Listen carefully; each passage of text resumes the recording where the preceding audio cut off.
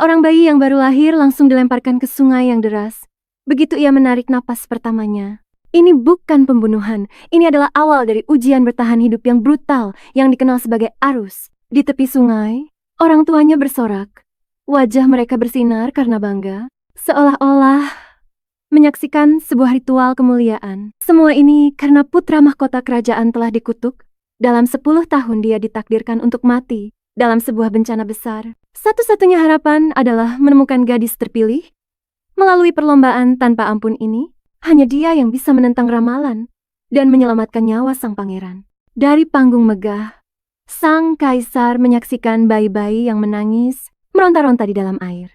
Ekspresinya penuh dengan penghinaan. Bagaimana bisa sekelompok makhluk lemah yang merengek menyelamatkan putraku? Dia mencibir. Tetapi saat dia mengangkat teleskopnya, sesuatu menarik perhatiannya.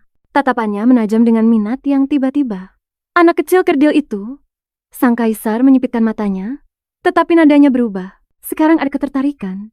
Dia berbeda. Peramal kerajaan membeku tak percaya. Mungkinkah itu? Apakah Yang Mulia telah menemukan yang terpilih? Dia dengan cepat membungkuk, berseru, "Selamat, Yang Mulia. Seorang putri yang diberkati surga telah lahir." Tetapi ekspresi sang kaisar menjadi gelap. Seorang putri yang bisa memerintah harus diuji, bukan dipuji. Dia mengangkat tangannya, sihir berputar di ujung jarinya dalam pola-pola kuno. Dengan mantra cepat, seekor naga megah muncul, melingkar di langit dengan energi yang berderak. Naga itu menukik ke bawah dan melepaskan napas yang dahsyat ke arah sungai di bawahnya. Ombak menghantam dengan keras, dan bayi-bayi itu mulai berteriak ketakutan. Para orang tua bergegas ke tepi sungai, berteriak, "Ini gila. Tidak ada hadiah yang sebanding dengan nyawa seorang anak." Tetapi satu bayi, Quinlan, tidak gentar. Dia berpegangan pada rakit kecilnya dengan tekad yang kuat.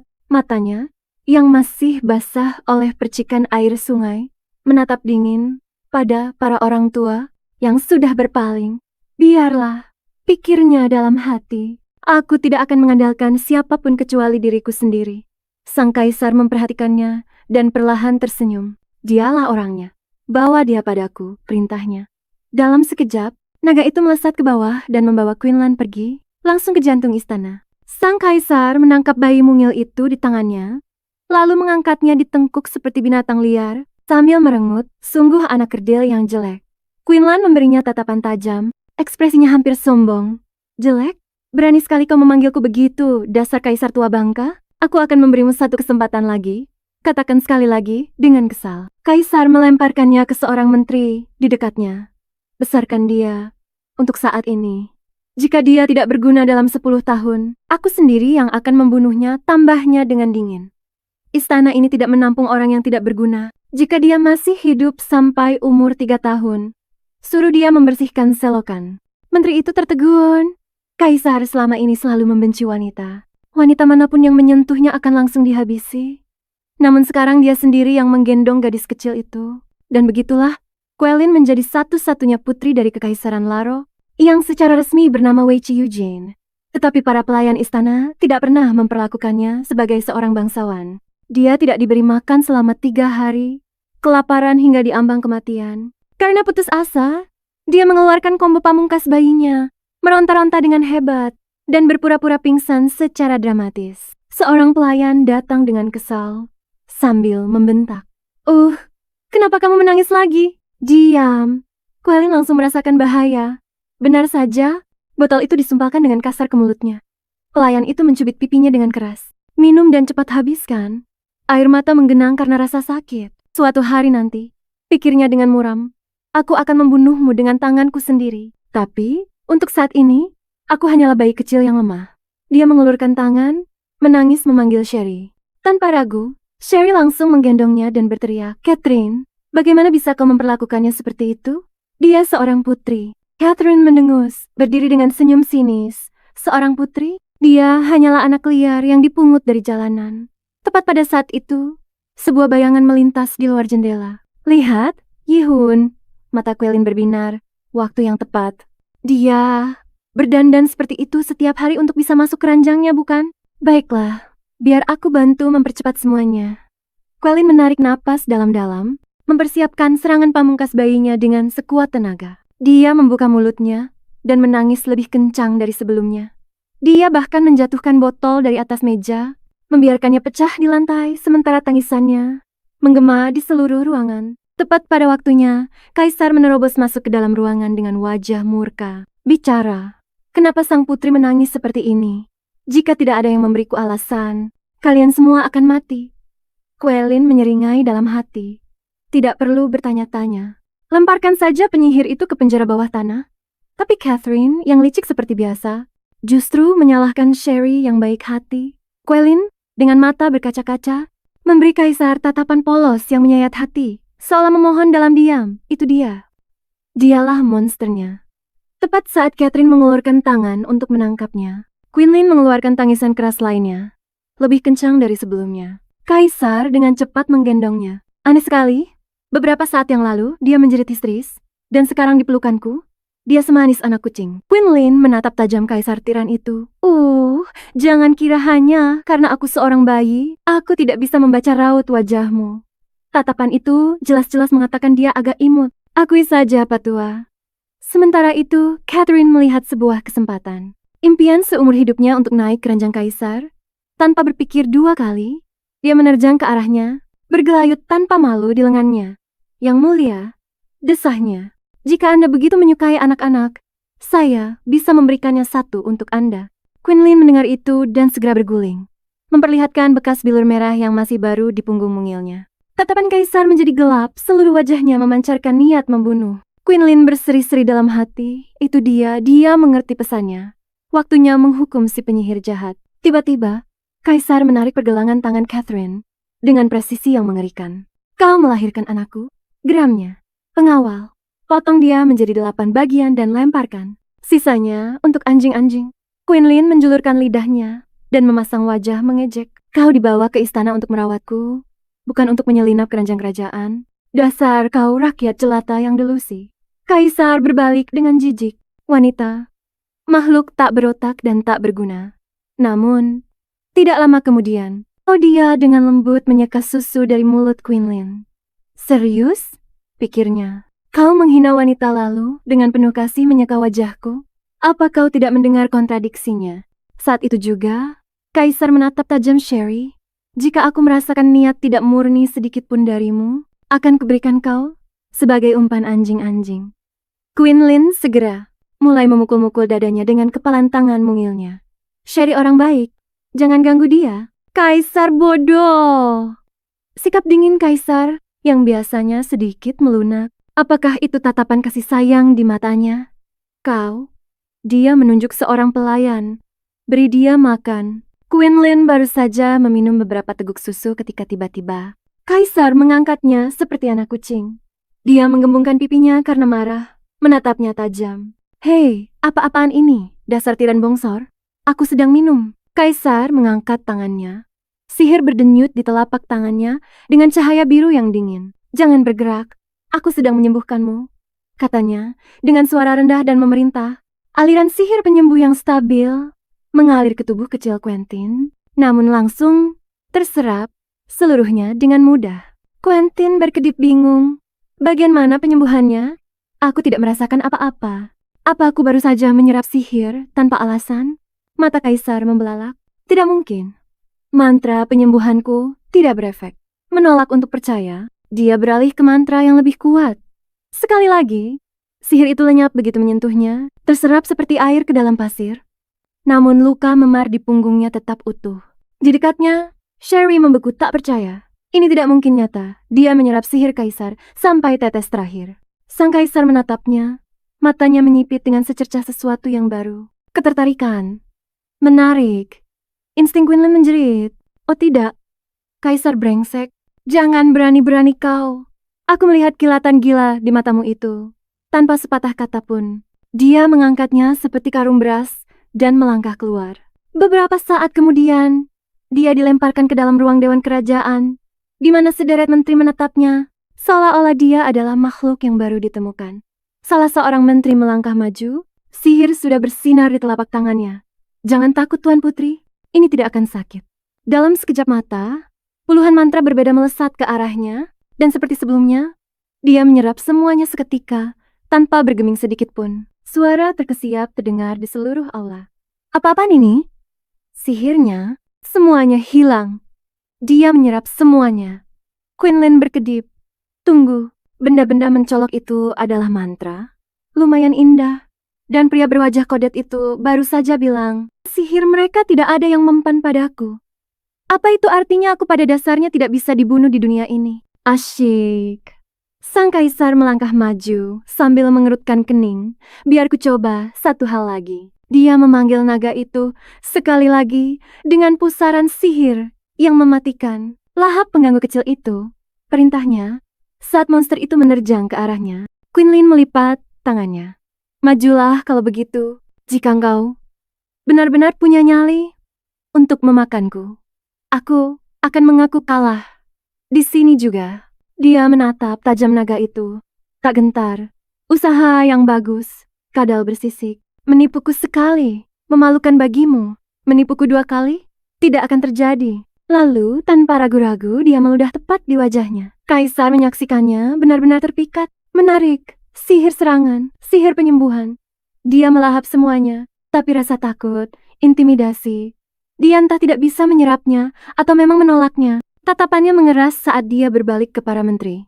Jangan ada yang membocorkan sepatah kata pun tentang ini, kepada siapapun. Setelah itu, dia menarik Quinlan lagi, dan berjalan keluar tanpa menoleh sedikit pun. Berlaku saat ini juga, perintah kaisar dengan dingin. Putri Quinlan dicabut dari semua hak istimewanya. Sherry, bawa sampah kecil itu ke gudang kayu bakar. Tidak perlu memperlakukannya dengan baik. Pastikan saja dia tidak mati. Dia berbalik kepada para menterinya. Ini harus tetap menjadi rahasia. Jika kerajaan lain tahu tentangnya, dia akan mati jauh sebelum tanda 10 tahun. Rahang Quinlan ternganga. Apa-apaan ini? Aku kebal sihir. Dan bukannya melatihku. Kau malah mengasingkanku ke tumpukan kayu. Apa kau gila, dasar tiran keriput? Cukup sudah. Aku akan menggambar lingkaran kutukan di lantai. Semoga janggutmu rontok. Menteri yang menangkapnya menghela napas dalam hati.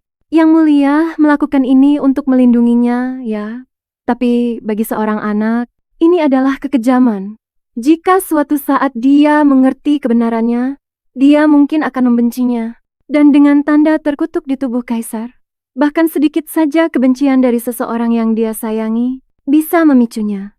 Seolah diberi isyarat, gumpalan gelap kebencian mulai muncul dari punggung Quinlan. Energi itu membentuk belati hantu dan melesat lurus ke arah kaisar. Dia meringis. Di telapak tangannya, sebuah tanda merah menyala muncul. Satu kata, kutukan. Rasanya terbakar seperti api. Bukti bahwa kutukan itu telah bangkit. Dan pada usia 3 tahun, Quinlan diasingkan ke peringkat terendah pelayan istana. Gelarnya dihapus. Dia tidur di tempat yang dingin. Gudang kayu yang lembab dan menjadi sasaran perundungan favorit oleh para putri jadi-jadian lainnya. Semua orang membisikkan kisah yang sama. Semuanya dimulai saat dia meludahi naga kaisar. Setelah itu, kaisar mengadopsi 3 gadis baru sebagai putri. Yang paling dipuja di antara mereka adalah Su Yeon, berwajah manis, berpakaian bagus, dan tampak sempurna menipu. Pakaian, makanan, dan perhiasannya adalah yang terbaik di kekaisaran, tapi di balik penampilannya, dia adalah yang paling kejam dari semuanya. Di usianya yang baru 5 tahun, dia dengan gembira memerintahkan para penjaga untuk menendang Quinlan hingga tersungkur seperti anjing liar. Quinlan mengertakkan giginya dan bangkit dari tanah. Tubuhnya terasa sakit, pikirannya terus mengulang satu kata, bertahanlah. Dia memaksakan senyum di wajahnya, mengangkat ujung gaunnya yang compang-camping, dan membungkuk dengan sopan kepada Putri Shen. Saya minta maaf, ini salah saya. Namun dalam hatinya, dia bersumpah, suatu hari, aku akan membuat semua orang yang menghinaku membayarnya dengan mahal. Tanpa peringatan, Jin menampar wajahnya. Sambil menyeringai, dia memerintahkan, semir sepatu buat pengawalku. Dasar rendahan, jauh di atas, tersembunyi di dalam menara. Kaisar diam-diam menyaksikan seluruh kejadian itu melalui teropong. Seorang menteri tidak bisa menahan diri untuk berbisik di belakangnya. Yang mulia, hari ini adalah hari perjamuan antar bangsa. Anda berada di sini, bukannya di istana. Jika ini bukan perhatian, lalu apa lagi? Kaisar mencibir. Matanya masih tertuju pada Quinlan. Aku hanya memastikan dia tidak mati sebelum dia berguna. Pangeran perlu diselamatkan dalam 10 tahun lagi. Menteri itu tidak berkata apa-apa, tetapi dalam hati menghela napas. Dasar kau pembohong berdarah dingin. Anda telah mengawasinya setiap malam selama 3 tahun. Mengasingkannya sebagai pelayan tidak pernah menjadi hukuman. Itu adalah perlindungan. Hanya orang bodoh yang tidak menyadarinya. Tiba-tiba, Jin bertepuk tangan. Bunuh dia! Sherry melompat ke depan Quinlan, melindunginya dengan tubuh mungilnya. Saat para pengawal mulai menendangnya tanpa ampun. Tolong, aku akan melakukannya, teriak Quinlan dengan air mata berlinang. Aku akan membersihkan sepatu bot itu. Hentikan saja menyakitinya. Sherry menggelengkan kepalanya. Tidak. Bahkan tanpa gelarmu, kau tetap seorang gadis yang punya harga diri. Jika kau berlutut hari ini, kau mungkin tidak akan pernah bisa berdiri lagi. Bibir Jin menyunggingkan senyum kejam. Kalau begitu tak satu pun dari mereka akan hidup untuk menyesalinya. Bunuh mereka dengan sihir. Seorang pengawal mengangkat tangannya dan memanggil seekor ular hijau raksasa. Tubuhnya melilit erat di sekitar kedua gadis itu. Ular itu melilit semakin erat saat Sherry berteriak kesakitan. Dan Quinlan terengah-engah. Kembali di menara, menteri itu menjadi pucat. Yang mulia, dia menggunakan sihir. Jika ada yang melihat Quinlan menyerapnya, seluruh rencana 3 tahun, Anda akan berantakan. Ketika Kaisar tidak menanggapi, menteri itu menoleh ke belakang, hanya untuk menemukan tempat di mana dia tadi berdiri. Sudah benar-benar kosong. Pada saat itu, Kaisar sudah melesat dari menara tinggi. Jubahnya berkibar seperti sayap. Sihir melonjak di sekelilingnya seperti badai yang dilepaskan. Dalam sekejap mata, seekor naga hitam emas raksasa mengaum dan muncul, menukik ke bawah untuk menancapkan taringnya ke ular hijau itu. Dengan jeritan yang memekakkan telinga, ular dan penjaga itu tercabik-cabik hancur menjadi debu. Putri Jin menatap dengan ngeri. Apa yang baru saja terjadi? Ularku? Penjagaku? Bagaimana mereka bisa mati? Mata Quinlan tertuju pada naga yang dikenalnya di atas. Itu naga Kaisar. Apakah dia datang untuk menyelamatkanku? Jin, yang merasakan bahaya, dengan cepat mengubah taktik dan berlari ke arah Kaisar sambil menangis. Lalu menjatuhkan diri ke dalam pelukannya. Dia terisak. Ayahanda, seseorang membunuh pengawalku. Aku menuntut keadilan. Biarkan aku membalaskan dendamnya. Tatapan Kaisar berubah menjadi sedingin es. Senyum sinis yang gelap terbentuk di bibirnya. Kau menyuruhku membunuh? Ucapnya perlahan. Setiap kata bagaikan guntur. Tidak perlu diselidiki. Pengawal itu kubunuh. Dan dengan satu kibasan tangannya, dia melemparkan Jin ke tanah seperti sampah. Lalu, dengan suara yang menggema di seluruh halaman istana, Putri Jin mencoba mencelakai Quinlan. Hukuman mati adalah ganjarannya. Tetapi karena ada tamu asing yang datang hari ini, aku akan mengampuninya untuk sementara. Pengawal, lukuti semua pakaian kerajaannya. Pakaikan dia kain rombeng pelayan, dan berikan sutranya kepada Putri Quinlan. Jin terkesiap tak percaya. Ayahanda, jangan. Aku putri kesayanganmu. Ayahanda tidak mungkin serius.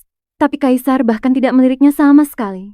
Dia berjalan lurus ke arah Quinlan yang babak belur dan kotor, dan untuk pertama kalinya, memeluknya erat, bukan sebagai beban, tetapi sebagai seseorang yang dia pilih untuk dilindungi. Quinlan mencibir dalam hati. Jadi sekarang dia menyuruhku memakai pakaian Putri Jin? Apa Kaisar ini ingin aku mati? Apa yang akan dipikirkan putri-putri lain saat melihatku seorang pelayan yang memakai gaun milik Jin? Mereka mungkin akan mencabik-cabikku. Di dalam aula perjamuan yang megah, beberapa wanita bangsawan saling menyapa. Nyonya Meryl, Anda juga datang? Iya. Kupikir aku akan melihat-lihat para putri Kaisar. Kudengar mereka semua akan menghadiri perjamuan hari ini. Oh, Anda pasti berharap salah satu putra Anda akan menarik perhatian mereka. Tapi sayang sekali, Kaisar Karca ada di sini hari ini bukan hanya untuk hubungan diplomatik, tetapi untuk memilih istri bagi ke-18 putranya. Putra-putra Anda tidak punya kesempatan. Begitu ya? Sayang sekali.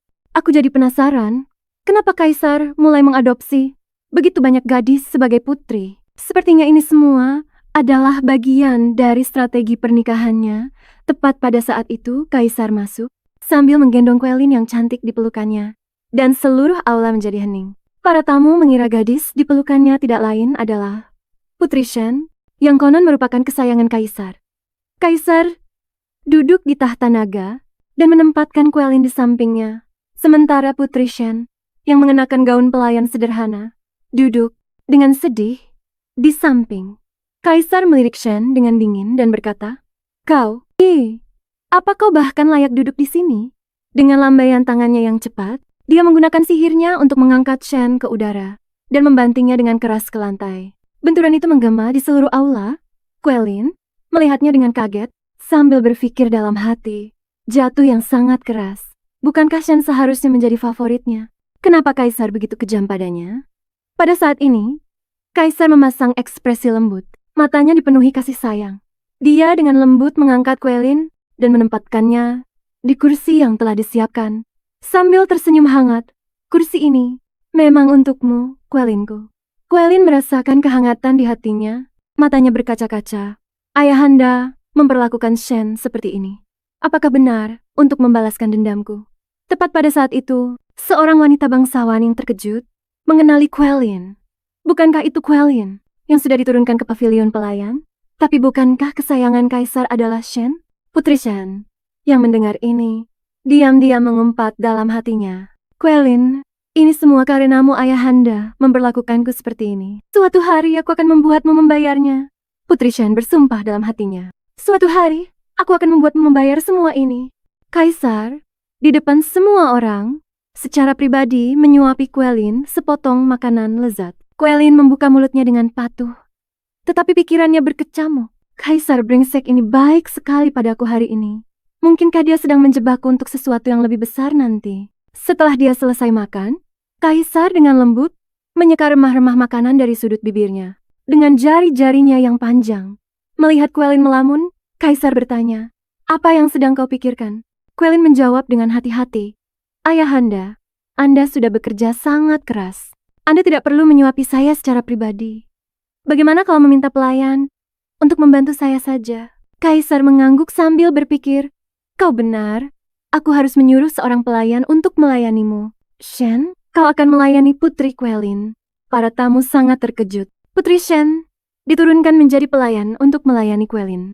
Suasana di aula perjamuan seketika membeku. Semua orang terpana dengan pemandangan itu. Putri Shen dengan air mata berlinang menatap Kaisar dan berkata, "Ayah, bagaimana bisa ayah melakukan ini padaku? Ayah ingin aku melayani pelayan rendahan sepertinya." "Bagaimana bisa?" Tapi Kaisar dengan dingin menjawab, "Cepatlah, apa kau menentang perintahku?" Dengan enggan, Putri Jin berdiri di atas kursi dan memaksakan senyum. "Quinlin, apa yang ingin kau makan? Katakan padaku cepat. Aku akan melayanimu." Saat dia menyajikan makanan, dia berpikir dalam hati, "Makanlah, kuharap kau tersedak." Quinlin tersenyum polos, mengambil makanan itu dengan antusias, tetapi dalam benaknya, dia berpikir, "Aku mengerti sekarang. Kaisar brengsek ini hanya membangun kebencian untukku. Setelah perjamuan ini, siapapun yang ingin membunuhku mungkin harus mengantre." Sementara itu, Kaisar Nangong Chongyuan dari Karaka diam-diam mengamati pemandangan itu. "Menurut intelijenku, Kaisar Shi Yulia dari Kekaisaran Luo-Luo memang menyukai Shen, tapi hari ini dia sengaja bertingkah seolah lebih menyukai Quinlin di depanku. Dia pasti sudah menyadari tujuan sebenarnya dari kunjunganku. Dia melakukan ini untuk membuatku percaya Quinlin adalah orang yang paling dia cintai, sehingga melindungi Jin. Benar kan, Kaisar Celia? Trik yang payah. Kau benar-benar berpikir bisa menipuku? Putri Jin, kematianmu tidak bisa dihindari. 3 hari yang lalu, seorang penasihat dari Kekaisaran Karka melapor, Yang Mulia. Setelah 3 tahun, saya akhirnya menemukan jawabannya. Di antara 4 putri angkat Kekaisaran Luo-Luo, salah satu dari mereka memiliki kemampuan untuk memanggil makhluk sihir. Saat ini, satu-satunya 3 makhluk purba yang tersisa, semuanya disimpan di bawah istana Kekaisaran Karka. Jika Kaisar Siulia memiliki niat jahat, hanya dengan 1 perintah, gadis itu bisa dengan mudah memanggil makhluk-makhluk itu. Pada saat itu, kehancuran Kekaisaran Karka akan semudah dia mengangkat tangan. Kaisar Nangong Chongyuan menatapnya tidak percaya. "Oh, hanya seorang gadis kecil, dan dia memiliki kekuatan penghancur seperti itu?" Penasihat itu menjawab, "Yang Mulia, saya tidak melebih-lebihkan. Untuk memastikan keamanan kekaisaran kita, mohon kirim seseorang ke Luo, Kekaisaran Luo untuk menemukan gadis itu dan melenyapkannya untuk mencegah bencana di masa depan." Nangong Chongyuan mengerutkan keningnya. Bagaimana kita menemukan gadis ini? Penasihat itu menjawab, gadis itu sangat penting di Kekaisaran Luo-Luo. Selama kita mengidentifikasi putri kesayangannya dan membunuhnya, sisanya akan mudah ditangani. Setelah mendengar ini, Nan Gong Chongyuan membulatkan tekadnya. Sekarang semuanya jelas, Putri Shen adalah putri kesayangan si Liu Ya. Yang tersisa hanyalah menemukan kesempatan yang tepat untuk membunuhnya. Kaisar si Liu Ya dengan dingin mengamati Nan Gong Chongyuan saat dia memperhatikan Putri Shen. Matanya dipenuhi dengan kewaspadaan. Dia sedikit mengangkat sudut bibirnya dan berkata dengan dingin, "Baiklah Shen, kau boleh pergi sekarang." Putri Shen dengan cepat meraih lengan baju Seuya, memohon, "Ayah, aku tidak mau pergi." Tapi dalam benaknya, dia berpikir, hari ini, dengan begitu banyak orang penting yang hadir, jika aku diusir sekarang, bagaimana aku bisa menghadapi orang lain nanti? Seuya menepis tangan Shin tanpa menatapnya. Dia dengan dingin mengucapkan satu kata, "Pergi." Pada akhirnya, Putri Shin berlari keluar dari aula perjamuan sambil menangis. Para tamu yang melihat ini berbisik-bisik di antara mereka. Ya ampun, apa yang terjadi? Apakah status Putri Jin benar-benar serendah itu? Bagaimana bisa dia diusir dari perjamuan di tengah jalan? Apakah karena Queen Lin lebih unggul? Atau memang Putri Jin benar-benar tidak punya status? Mendengar bisikan itu, mata Celia berkilat dengan niat membunuh. Dia tidak akan membiarkan siapapun menghina putri kesayangannya. Sihir berkumpul di telapak tangannya saat dia bersiap untuk memusnahkan mereka yang berani berbicara buruk. Namun, Putri Qianlang merasakan suasana hatinya yang tidak biasa. Dengan lembut memegang tangannya, dan sihir itu langsung lenyap. Quilin menatap Kaisar dengan mata polos dan berkata dengan lembut, "Ayah, aku merasa tidak enak badan. Bolehkah aku kembali untuk beristirahat sebentar?" Di dalam hati, pikiran Quilin berpacu. "Kaisar gila, apa kau benar-benar berencana membunuh orang? Di depan semua orang? Kau punya kekuatan, kau bisa membunuh siapa saja. Dan tidak ada yang berani menghentikanmu. Tapi bagaimana denganku? Daripada tetap di sini, dan menjadi sasaran kebencian semua orang, aku lebih baik menyelinap pergi diam-diam." Detail ini tidak luput dari perhatian Raja. Nan Gong Chongyuan dari Karaka. Dia tahu, si Yulia telah membunuh banyak orang seumur hidupnya. Dan tidak ada yang berani menghentikannya. Bagus sekali. Jika ada kesempatan, aku akan pastikan untuk menyingkirkannya juga sebelum dia tumbuh dewasa menjadi asisten tangan kirinya. Si Yulia sepertinya menyadari perilaku aneh Nan Gong Chongyuan. Jejak kelelahan melintas di matanya. Dia memerintahkan pengawalnya Srey untuk membawa Quilin kembali beristirahat. Menjauh dari hiruk-pikuk perjamuan, Nan Gong Chongyuan mengangkat gelas anggurnya dan tersenyum sambil berkata, "Wah, Lia, sudah lama tidak bertemu. Mari kita minum." Meskipun Tuan Julia mengangkat gelasnya sebagai balasan, matanya tetap tertuju pada Quentin yang pergi. Kegelisahan tersembunyi di balik sikap tenangnya.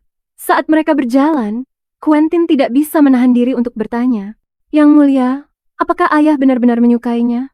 Tindakannya hari ini tampak sangat tidak seperti biasanya. Aku tidak bisa memahaminya." Tepat saat dia berbicara, suara gemerisik datang dari hutan. Srey segera merasakan aura membunuh dan berkata, "Putri, berhati-hatilah. Seseorang sedang mengintai di dalam hutan." Sepertinya kekhawatiran Kaisar bukannya tidak berdasar. Target Nan Gong Chongyun memang sang putri. Sambil menenangkan Quentin, Srey berpikir dalam hati, "Aku harus menangani para pembunuh ini dengan cepat. Mereka tidak boleh melukai sang putri." Srey merapal mantra. Dan seketika, gagak yang tak terhitung jumlahnya terbang menuju hutan untuk mengintai dan melenyapkan musuh. Namun, sebelum para gagak itu bisa mencapai hutan, mereka dihadang oleh penghalang sihir yang kuat di udara. Wajah Srey menjadi gelap. Dia tidak menyangka musuh akan begitu cepat melenyapkan gagak-gagaknya dengan satu gerakan. Para pembunuh ini memang tangguh. Srey segera memerintahkan Quilin untuk tetap di tempatnya dan pergi untuk menghadapi musuh yang tersembunyi. Jantung Quilin berdebar kencang saat dia khawatir Srey tidak akan terluka kan? Yang mengejutkannya, Putri Shen tiba-tiba muncul di hadapannya dengan marah dan dengan paksa menekannya ke tanah. Putri Shen mulai menggeseknya dengan kasar ke lantai sambil berteriak, "Quilin, kau telah membuatku menderita. Penghinaan yang paling memalukan.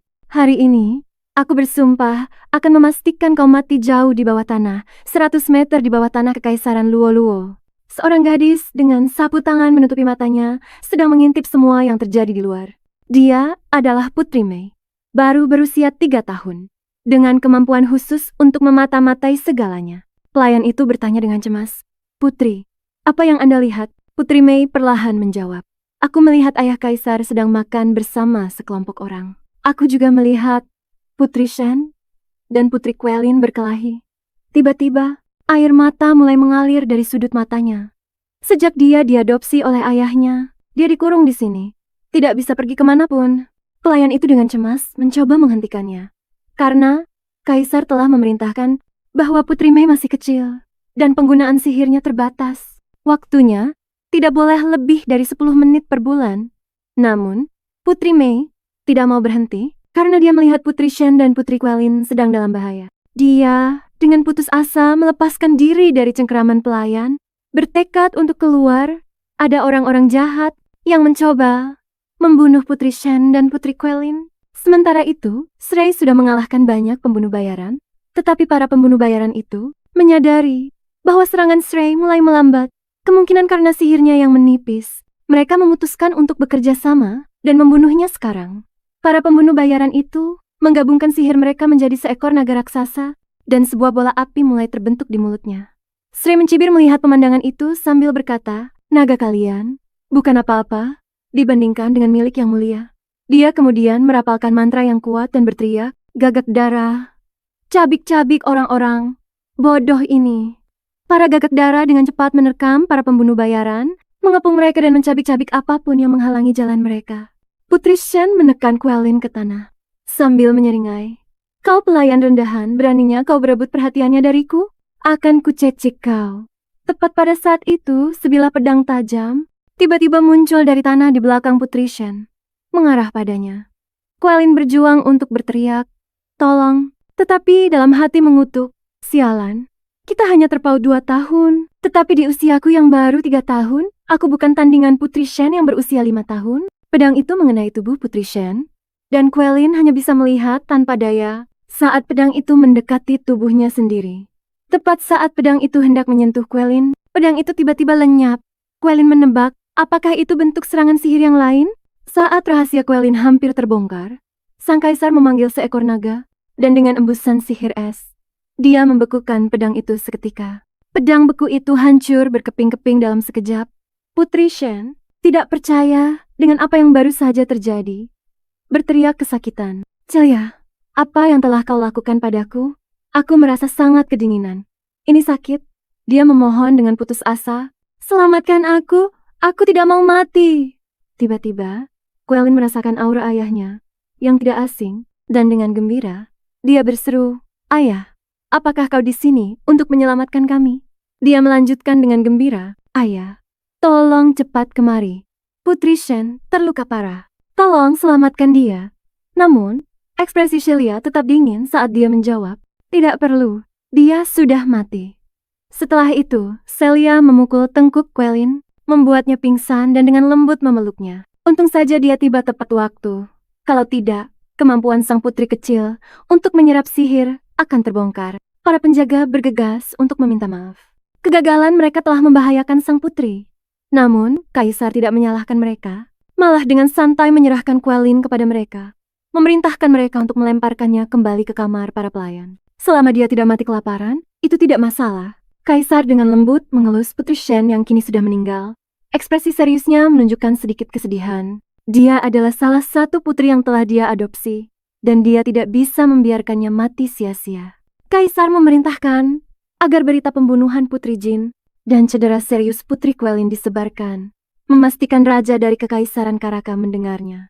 Dalam beberapa menit, berita itu menyebar ke seluruh istana, dan raja dari Kekaisaran Karaka berpura-pura sedih, lalu menyampaikan belasungkawanya kepada si Yulia. Raja dari Kekaisaran Karaka berpamitan kepada si Yulia, dan si Yulia tetap bersikap dingin dan acuh tak acuh. Dalam hatinya, sang raja berpikir dengan marah, "Si Yulia, untuk apa engkau berpura-pura begitu angkuh? Aku datang ke sini untuk menghormatimu. Itu adalah suatu kehormatan bagimu. Tapi kau malah memberiku ekspresi dingin seperti itu.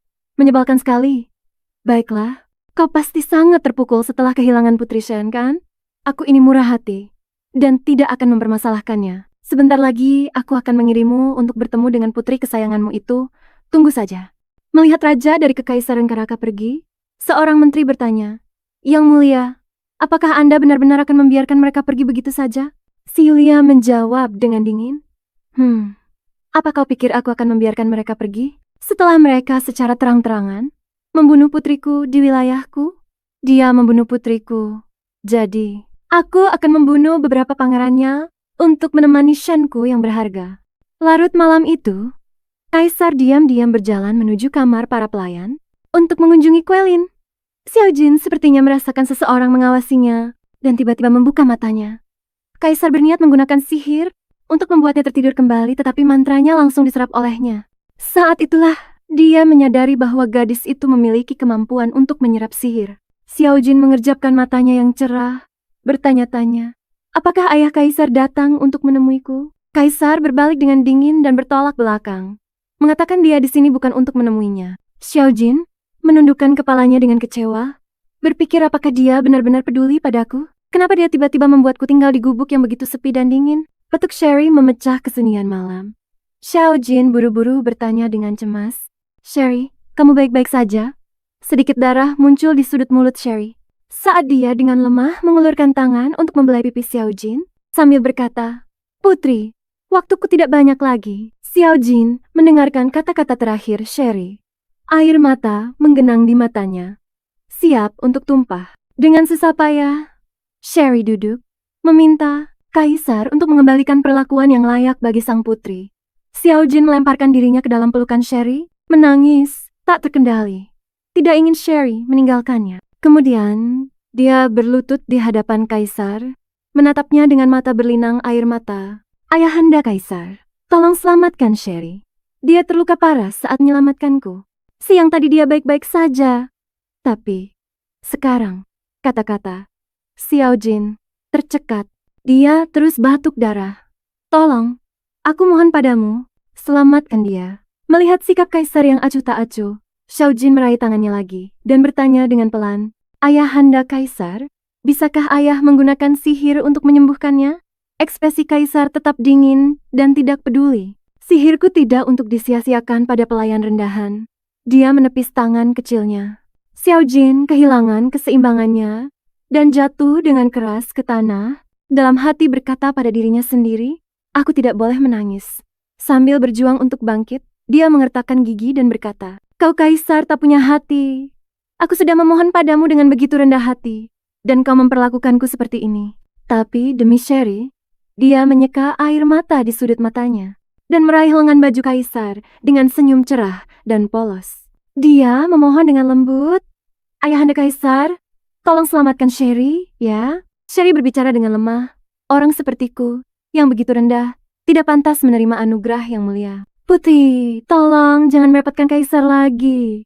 Sherry batuk darah lagi dan berbisik. Putri, setelah aku pergi, tolong jaga dirimu baik-baik. Melihat ini, hati Xiao Jin hancur, dan air matanya semakin deras mengalir. Dia berlutut di hadapan Kaisar sekali lagi, memohon, tolong selamatkan Sherry. Aku tidak bisa kehilangannya. Kaisar akhirnya angkat bicara. Tidak mungkin bagiku untuk menyembuhkannya, tapi aku bisa menemukan seseorang yang bisa. Kemudian, Kaisar merapal mantra dan memanggil seorang menteri dari tempat tidurnya. Menteri itu, dengan bingung, bertanya, apa yang terjadi? Mengapa Kaisar memanggilku selarut ini? Kaisar menjawab dengan dingin, tidak ada yang penting, hanya ingin kau menyembuhkan seorang pelayan. Menteri terkejut dan berseru, seorang pelayan? Bagaimana mungkin? Aku adalah seorang cendekiawan yang dihormati semua orang. Bagaimana mungkin aku menyembuhkan seorang pelayan rendahan? Xiao Jin menggenggam erat tangan menteri dan berkata dengan lembut, Anda sangat dihormati oleh semua orang. Tentu Anda tidak akan diam saja membiarkannya menderita, kan? Pada akhirnya, menteri tidak bisa menolak permohonan sang putri kecil dan setuju untuk menyembuhkan Sherry, merapalkan mantra penyembuhan padanya. Namun, Sherry terus memohon agar menteri berhenti, merasa bahwa orang dengan status rendah sepertinya tidak pantas menerima perlakuan seperti itu. Xiao Jin dengan tegas berkata pada Sherry, jangan berani-beraninya kau mengatakan hal seperti itu lagi. Xiao Jin menggenggam tangan Sherry dan berkata dengan mantap, semua orang terlahir setara. Tidak ada yang namanya status tinggi atau rendah. Di hatiku, kaulah yang terpenting. Aku tidak akan membiarkanmu mengatakan kau kesepian lagi. Sherry, tenanglah dan biarkan tuan tua itu mengobatimu. Jika kau merasa berutang budi padaku, maka rawatlah aku di masa depan. Sedangkan untuk tuan tua itu, aku akan mencari cara untuk membalasnya.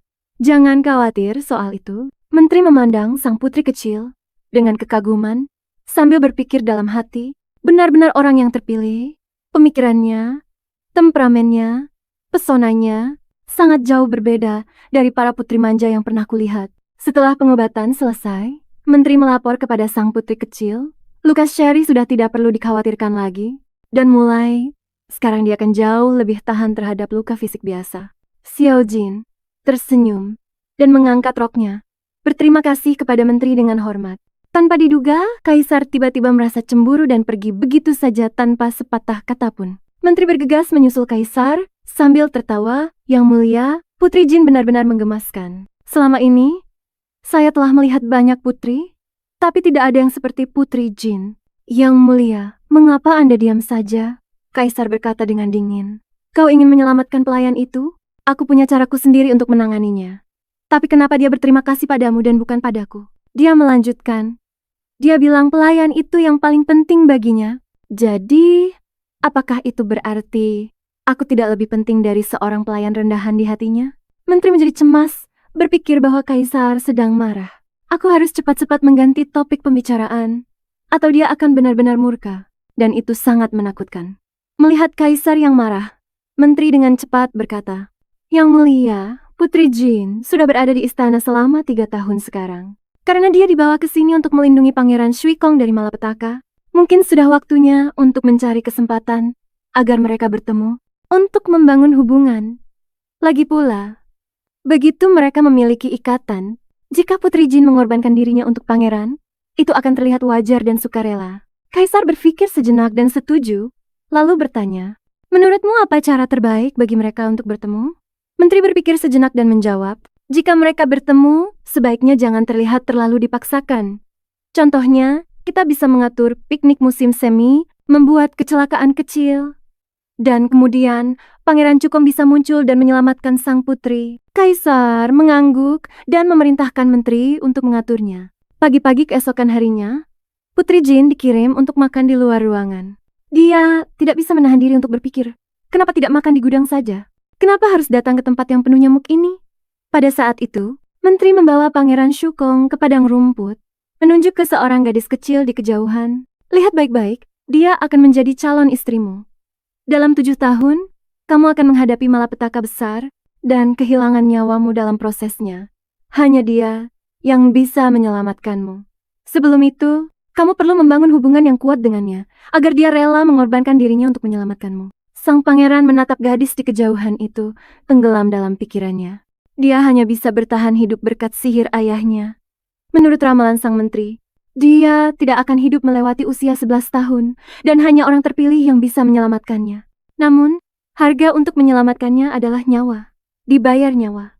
Dia tidak ingin ada orang yang berkorban untuknya. Tetapi, dia tidak bisa menolak pengaturan ayahnya.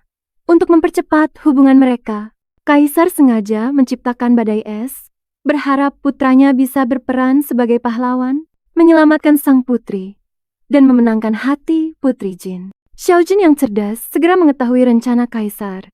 Dia bertanya-tanya, kegilaan apa yang sedang direncanakan oleh Kaisar anjing itu? Lagi, mengapa memanggil badai es? Apa dia ingin menghantamnya sampai mati? Memanfaatkan angin kencang, menteri mendesak pangeran untuk menyelamatkan Putri Jin, agar dia rela berkorban untuknya.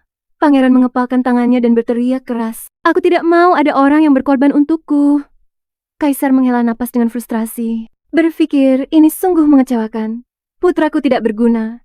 Sepertinya aku harus mengandalkan diriku sendiri. Dia menarik kembali sihir yang baru saja dia keluarkan dan bergumam, "Si kecil, masuklah ke dalam mangkuk." Xiao Jin tersapu oleh hembusan angin dan terbang ke udara. Kaisar meraih pakaiannya dan berkata dengan serius, "Aku akan memperkenalkanmu pada seseorang. Kamu harus memperlakukannya dengan baik."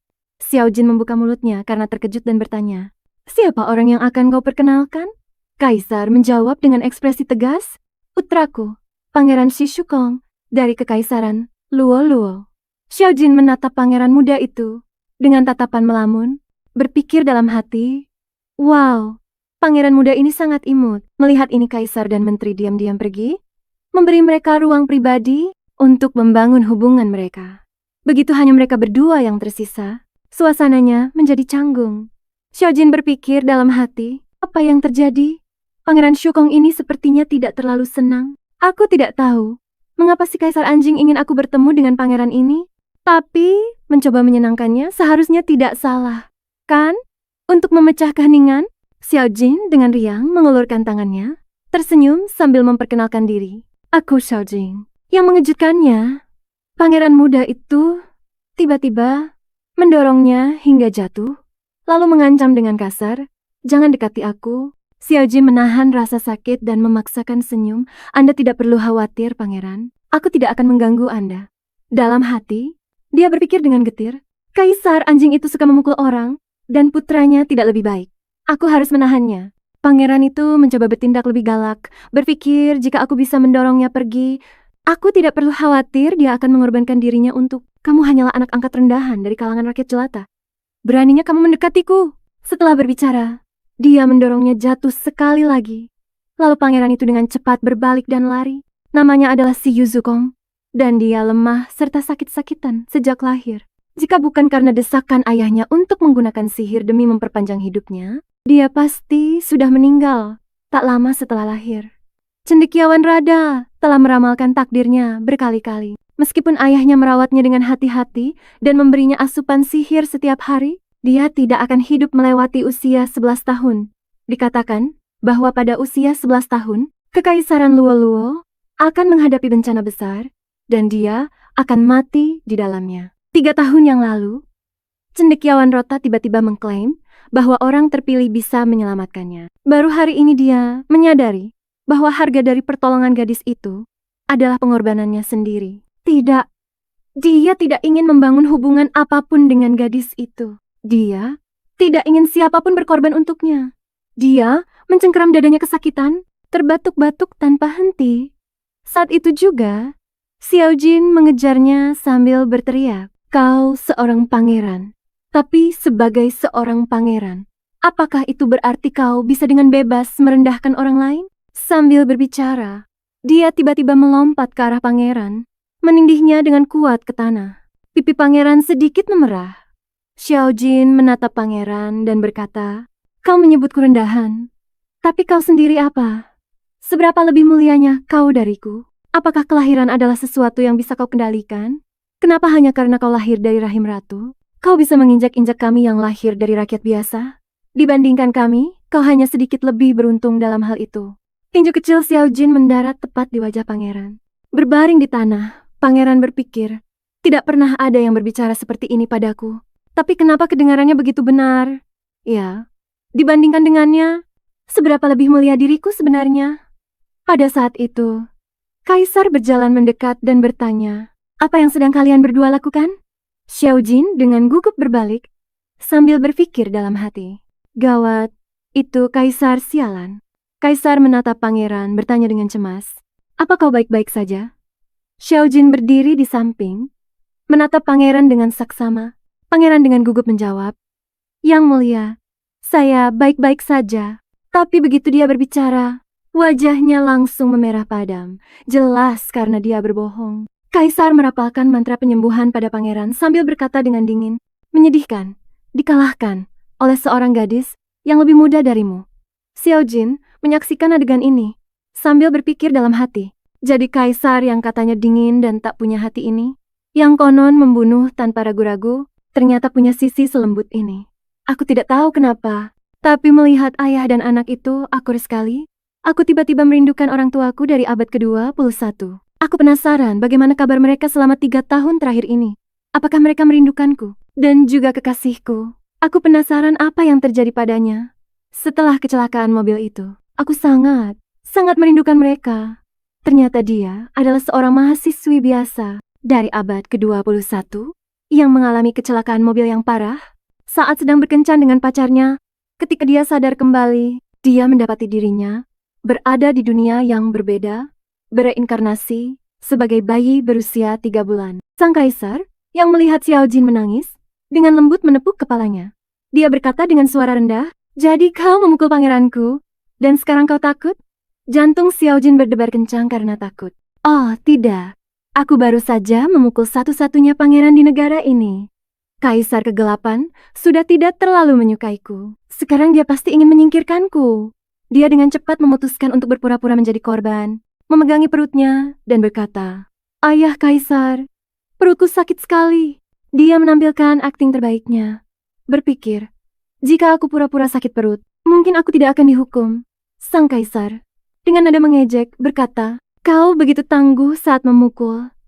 Tapi sekarang kau tidak tahan dengan sedikit rasa sakit." Tiba-tiba, Xiao Jun merasa ada yang tidak beres, dan dia jatuh ke tanah, berteriak kesakitan.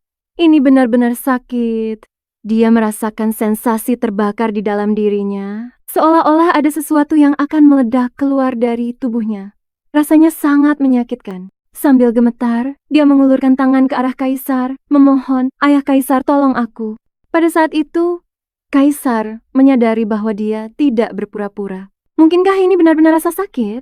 Sang pangeran tiba-tiba menyadari bahwa perut Jin mulai membengkak. Mungkinkah dia telah membuat Xiao Jin hamil?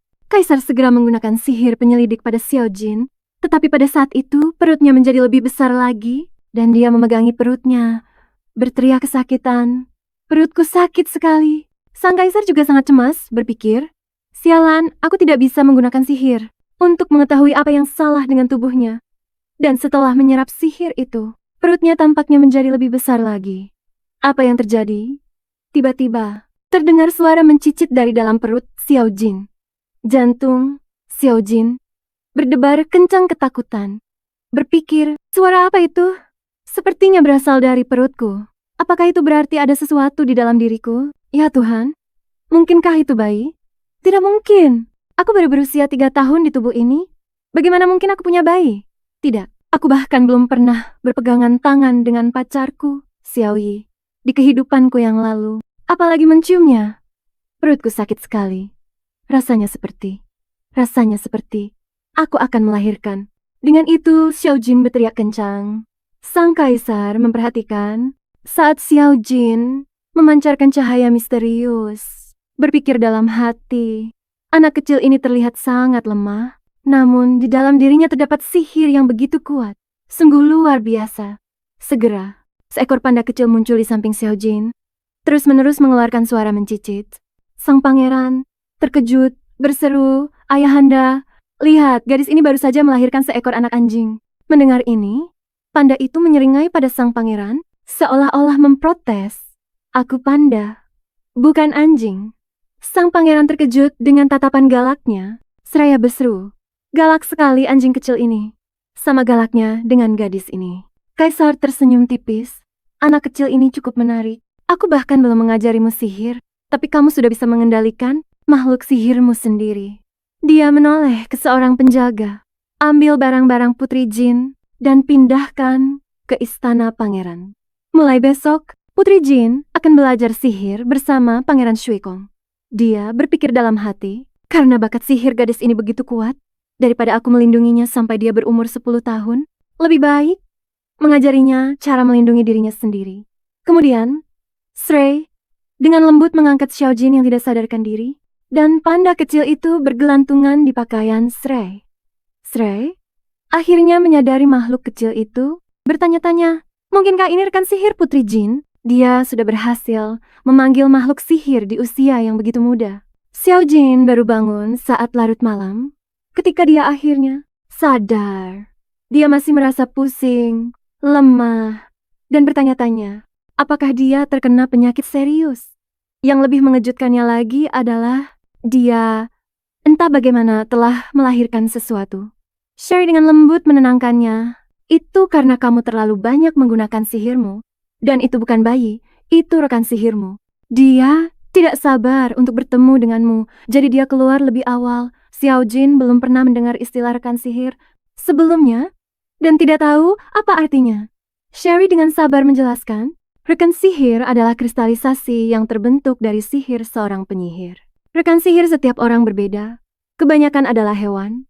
Contohnya, rekan sihir Tuan Srey adalah seekor gagak, milik kaisar adalah seekor naga, dan penjaga yang menyerang kita tadi memiliki ular raksasa sebagai rekan sihirnya. Begitu rekan sihir terbentuk. ia akan tumbuh lebih kuat seiring dengan meningkatnya kemampuan tuannya. Saat sudah cukup kuat, ia bisa melindungi tuannya.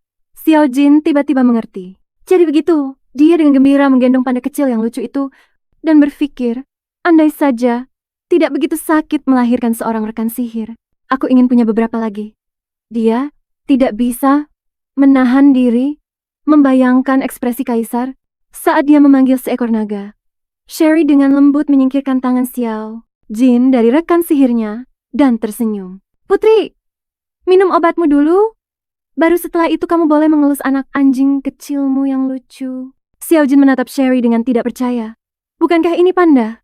Kenapa menyebutnya anak anjing? Sherry berkata dengan mendesak. Putri, berhenti bertanya. Tolong minum obatmu. Tuan Srai bilang kamu tidak akan sembuh tanpanya. Xiao Jin mengangguk patuh. Baiklah, Sherryku tersayang. Aku akan meminumnya sekarang. Xiao Jin tiba-tiba menyadari bahwa sikap Sherry berbeda. Dia terus memanggilnya Tuan Srai. Mungkinkah pada saat itu Kaisar sedang mengamati kamar Xiao Jin melalui teleskop? Menteri berkata, Yang Mulia, Anda bisa tenang sekarang, Putri Jin akan segera pulih. Setelah meminum obat-obatan itu, Menteri akhirnya mengerti pengaturan Kaisar agar Putri Jin tinggal di kamar itu. Mengamati dari sini memang nyaman. Kaisar menggerutu, anak kecil tidak berguna, hanya memanggil rekan sihir saja. Hampir membuatnya terbunuh, benar-benar tidak berguna. Menteri buru-buru berkata, meskipun memanggil rekan sihir adalah kemampuan dasar para penyihir, Putri Jin belum pernah menerima pelatihan seperti itu. Bagaimana Anda bisa mengatakan dia tidak punya kemampuan? Dia berpikir dalam hati. Jangankan Yang Mulia yang begitu kuat, tapi aku belum pernah melihat ada yang memanggil rekan sihir mereka. Pada usia 3 tahun, Pangeran Shukong telah menerima pelatihan sihir selama hampir 1 tahun. Namun dia masih belum berhasil memanggil rekan sihirnya. Pejabat itu bergumam pelan meskipun dia tidak berani mengatakannya dengan lantang. Jangankan Yang Mulia yang begitu kuat. Aku bahkan belum pernah melihat siapapun, apalagi anak berusia 3 tahun, memanggil makhluk sihir mereka. Pangeran Shuangkong telah menerima pelatihan sihir selama hampir 1 tahun, dan dia masih belum bisa memanggil makhluknya. Kaisar, yang mendengarnya, mencibir. Seorang jenius, dia jauh dari itu. Pejabat itu melihat Kaisar berjalan pergi, tidak bisa menahan diri untuk berkomentar. Lihat anak ini. Senyum yang coba dia sembunyikan itu, jelas bangga pada dirinya sendiri, namun berpura-pura menyendiri. Oh, sudah lama sekali. Aku hampir lupa bahwa Yang Mulia dulu adalah seorang anak yang suka tersenyum. Sayang sekali, setelah insiden itu, Yang Mulia tidak pernah tersenyum lagi. Sejak menjadi iblis haus darah, dan setiap wanita yang mencoba mendekatinya tewas oleh pedangnya. Bahkan Ratu Shuai, ibu kandung Pangeran Shuangkung, tidak luput. Tapi untungnya, sejak anak itu datang, Yang Mulia tampaknya telah melunak. Anak itu, dia benar-benar memiliki kekuatan magis. Siapapun yang bertemu dengannya pasti akan terbawa oleh senyumannya. Keesokan harinya, Xiao Jin dan sang pangeran menghadiri kelas sihir bersama dengan Putri Mei, yang juga seorang murid baru. Di sisi lain, Xu Shan dan Pangeran Shuangkong telah memulai pelajaran sihir mereka 1 tahun yang lalu. Namun, yang aneh adalah, Xiao Jin tidak bisa merasakan jejak sihir apapun dari mereka. Terlebih lagi, Putri Mei ini yang belum pernah ditemui Xiao Jin sebelumnya, membuatnya merasa ada sesuatu yang agak tidak biasa tentangnya. Pada saat itu, guru sihir masuk ke dalam kelas. Menyadari murid-murid baru, dia tersenyum dan berkata, karena kita kedatangan teman sekelas baru hari ini, izinkan aku memperkenalkan diri. Aku adalah guru sihir jenius kalian, Icha Fan Wan. Keluarga Igui Fan telah menjadi instruktur sihir untuk para kaisar kekaisaran Lolo dari generasi ke generasi selama berabad-abad. Kami telah menghasilkan beberapa kaisar yang luar biasa. Tapi aku tidak pernah membayangkan bahwa di generasiku, aku harus mengajar tidak hanya seorang pangeran, tetapi juga beberapa gadis dari garis keturunan rendahan. Sungguh memalukan. Dia dengan santai memperhatikan benda sihir yang dibawa oleh Xiao Jin, dan langsung merasakan lonjakan rasa iri. Tanpa pikir panjang, dia memanggil seekor ular besar, dan mengarahkannya ke Xiao Jin. Ketakutan, Xiao Jin menutup matanya rapat-rapat. Ular itu menyerang, menelan panda kecil itu dalam sekali telan. Xiao Jin, dengan mata terbelalak dan berlinang air mata, terkesiap, panda kecilku dimakan. Dia mendongak, matanya penuh air mata dan berkata, dengan menyedihkan, Guru, itu adalah makhluk sihirku, bukan hanya hewan peliharaan. Guru sihir itu mencibir. Omong kosong apa yang kau katakan? Berapa usiamu? 3 atau 4 tahun? Dengan tubuh mungilmu itu, bagaimana mungkin kau bisa memiliki makhluk sihirmu sendiri? Manusia rendahan akan selalu rendahan. Berbohong seperti ini di hadapanku? Sungguh menggelikan. Pada saat ini, Kaisar sedang berjalan menuju ruang kelas bersama menteri. Menteri itu berkata, para pangeran sedang diajar oleh guru Ikafan. Tidak ada masalah sama sekali. Yang mulia, kenapa kau? Kaisar menjawab dengan dingin. Tidak, aku ingin kau menjadi guru mereka. Kau harus melatih mereka untuk menjadi pengguna sihir tingkat menengah dalam waktu 1 tahun. Jika tidak, aku akan memotong gajimu selama 10 tahun. Menteri itu, meskipun marah, tetap mempertahankan senyum sopan yang dipaksakan. Gaji 10 tahun, Yang Mulia? Anda benar-benar. Saat Kaisar sampai di pintu ruang kelas, dia mendengar suara dari dalam. Apa kau pikir kau seorang jenius? Seorang jenius yang bahkan lebih kuat dari Yang Mulia kita. Jika kau tidak mendengarkanku dan membawa hewan peliharaanmu ke sini tanpa izin, kau pantas dihukum. Aku adalah guru kerajaan yang ditunjuk oleh Kaisar. Tidak peduli bagaimana aku menghukummu, bagaimana aku memukulmu, Yang Mulia tidak akan pernah menyalahkanku. Paham? Mendengar kata-kata guru itu, wajah Kaisar langsung menjadi gelap. Menteri itu dengan cepat berkata, Yang Mulia, saya akan segera masuk untuk melihat apa yang terjadi. Kaisar menghentikan menteri itu, berkata dengan dingin, tidak perlu terburu-buru. Mari kita lihat dulu apa yang terjadi. Jadi, Kaisar dan menteri itu berdiri di luar pintu, berencana untuk mengamati situasinya terlebih dahulu jika seandainya ada kesalahpahaman di dalam kelas. Pangeran berdiri di depan Xiao Jin, menyatakan dengan tegas, selama aku di sini, tidak ada yang boleh menyakiti adikku. Putri Shan yang ketakutan, jatuh terduduk di lantai, sambil menangis. Ini terlalu menakutkan, aku mau pulang. Putri Mei, yang tetap tenang, bertanya, sekarang setelah kalian selesai berkelahi, bisakah kita memulai kelasnya? Menteri, yang mengamati situasi di dalam, berpikir dalam hati, keluarga Ikafan menghasilkan para elit. Jadi, kenapa orang ini bertingkah begitu pengecut? Tunggu sebentar, luka-luka di tubuhnya itu berasal dari serangan sihir. Mungkinkah anak-anak ini yang melukai Ikafan? Tidak, itu tidak mungkin. Bagaimana mungkin mereka punya kekuatan untuk melukai seorang master sihir dewasa?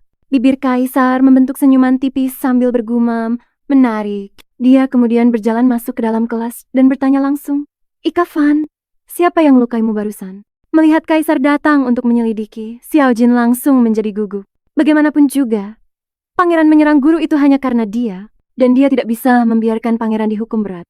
Yang mengejutkannya, Ikafan justru pergi menemui Kaisar dan mengadu bahwa Putri Jin yang telah melukainya. Lagi pula, pangeran adalah putra kandung Kaisar dan menuduh pangeran sama saja seperti melemparkan dirinya sendiri ke dalam api.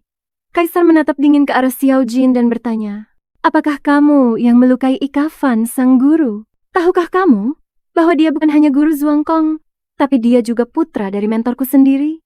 Mendengar pertanyaan ayahnya, pangeran langsung tertunduk lesu, sementara Xiao Jin merasakan firasat buruk. Pangeran tidak mengatakan apa-apa, yang berarti dia ingin Xiao Jin yang menanggung kesalahannya. Baiklah, aku akan menanggung kesalahan ini. Xiao Jin menarik napas dalam-dalam dan menjawab dengan lembut. Ayahanda, sayalah yang melukai Ikafan. Kaisar menatapnya dengan tajam. Kenapa kamu melukai guru itu? Pangeran menundukkan kepalanya, menghindari pertanyaan Kaisar, tidak memberikan jawaban apapun.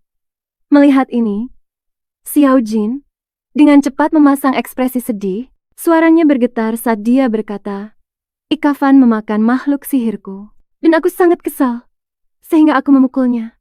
Kaisar menatapnya dalam-dalam, dengan sedikit keraguan di matanya. Kamu punya kekuatan sebesar itu untuk melukai Ikafan seperti ini? Xiao Jin mengangguk ragu-ragu, tapi dalam hatinya dia mengutuk, Kaisar bodoh, apa kau sengaja menanyakan ini? Apa kau pikir aku punya kekuatan seperti itu? Mata Xiao Jin dipenuhi air mata kesedihan, berpikir dalam hati, kenapa dia tidak melewati topik ini saja? Tolong jangan bertanya lagi. Kaisar, sambil memperhatikan pangeran, yang tetap diam, mulai bertanya-tanya. Apakah dia harus mempertimbangkan kembali pewaris tahta? Meskipun anak terlemah, sekalipun bisa menjadi lebih kuat suatu hari nanti.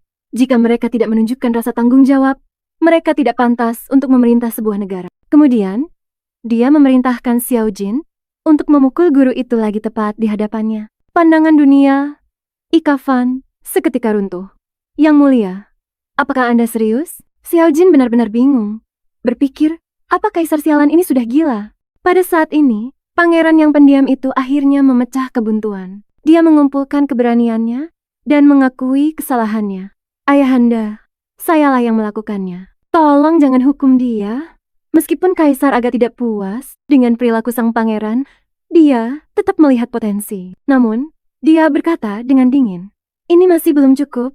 Kau sudah belajar selama 1 tahun dan masih belum memanggil satupun makhluk sihir, tapi kau malah berhasil melukai gurumu. Xiao Zhan, cepat tunjukkan padaku bagaimana kau melukainya barusan. Kalau tidak, aku akan menghukum matimu." Xiao Jin merasa sangat tidak bisa berkata-kata sambil berpikir dalam hati, sudah tidak penting lagi. Bagaimanapun juga aku akan tamat. Guru brengsek ini telah memakan panda kecilnya, dan sekarang dia punya kesempatan sempurna untuk balas dendam. Dia akan melakukannya. Dia akan memukulnya sampai mati. Pertama, dia menggunakan seluruh kekuatannya, memutar tinju kecilnya 39 kali, dan memukulnya dengan keras. Ikafan hanya bisa duduk di sana, tidak berani melawan saat dia menghajarnya dengan tinju kecilnya. Dia pikir pukulan seorang anak kecil tidak akan sakit. Tapi di luar dugaannya, putri ini memiliki kekuatan yang luar biasa. Pukulannya hampir mematahkan tulangnya. Mungkinkah dia sudah membangkitkan sihirnya? Wajah Ikafan menjadi gelap. Makhluk rendahan mati. Dia kemudian diam-diam merapal mantra. Seekor ular berbisa melesat ke arah Xiao Jin, bertujuan untuk menggigitnya. Saat itu juga, sang pangeran tiba-tiba bergerak, menangkap ular itu. Dia menyatakan dengan geram, "Akulah yang memukulnya. Jangan sakiti orang yang tidak bersalah." Tiba-tiba, tubuh ular itu membesar dengan cepat, membuat sang pangeran melompat mundur. Karena terkejut, ular itu dengan cepat melilit tubuh sang pangeran, dan tepat saat akan menyerang Xiao Jin, sang pangeran berteriak, "Apa yang kau tunggu? Lari!" Xiao Jin tahu bahwa sihir tidak akan mempan padanya. Tapi untuk bekerja sama dengan sang pangeran, dia hanya bisa berpura-pura. Dia berteriak, "Ayah, tolong aku!" Dia berlari dan memeluk kaki kaisar, sambil berteriak, "Ayah, aku takut, tolong selamatkan pangeran." Suara kaisar terdengar dingin saat dia berkata, "Beraninya kau melakukan kekerasan di hadapanku?" Dia kemudian merapal mantra, membekukan ular itu dalam sekejap. Xiao Jin tidak bisa menahan diri untuk berpikir, "Wow, hebat sekali.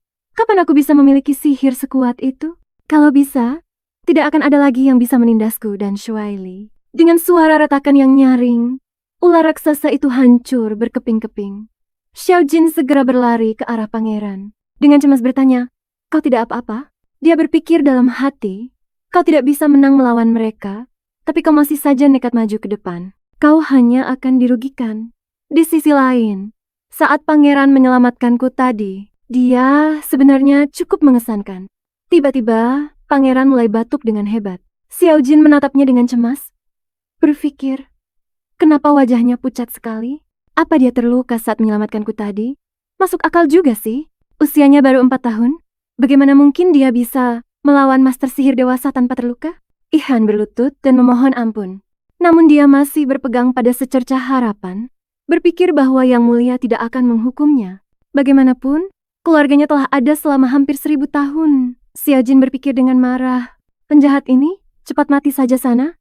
Kaisar menatap Ikafan dengan dingin dan berkata, "Karena kau telah melukai pangeran, kau tidak akan lagi menjadi gurunya. Pergi ke Shrei dan cari posisi lain. Untukmu." Dia kemudian merapalkan mantra dan melemparkan Ikafan keluar jendela. Xiao Jin sangat terkejut, berpikir, apa yang terjadi? Kenapa Kaisar tidak menghukum mati dia? Mungkinkah latar belakang Ikafan begitu kuat sehingga Kaisar pun harus memberinya sedikit hormat? Pada saat ini, hati Ikafan dipenuhi dengan kebencian yang mendalam. Ikafan sangat marah dan berteriak, "Kau benar-benar memukulku dan mencabut posisiku sebagai guru pangeran." Pada saat ini, sang menteri akhirnya mengerti mengapa Yang Mulia bersikeras menjadi guru pangeran. Ikafan mungkin sudah mengkhianati mereka. Permata di lehernya, pasti milik keluarga kerajaan Kekaisaran Kakati kan? Yang tidak jelas adalah, apakah hanya dia yang berkhianat, atau seluruh keluarga Ikafan telah membelot. Jika hanya dia, itu masih bisa diatasi, tetapi jika seluruh keluarga, itu akan merepotkan. Tiba-tiba, pangeran ambruk ke tanah. sambil batuk darah. Baik kaisar maupun menteri segera menjadi tegang karena khawatir. Putri Shon dengan cepat menyingkirkan Xiao Jin dan berseru, "Pangeran Xuankong, kau baik-baik saja?" Makhluk sihir pangeran gemetar ketakutan. Makhluk itu kemudian berjalan keluar, terisak, dan bersandar di pelukan pangeran. Kaisar dengan lembut mengangkat pangeran dan berkata kepada yang lain, "Dia baik-baik saja." Seekor kelinci menatap kaisar dengan mata berkaca-kaca, dengan jelas menunjukkan ekspresi "aku sangat takut." Namun, kaisar menatap dingin ke arah kelinci itu. Kelinci itu langsung sangat ketakutan hingga pingsan.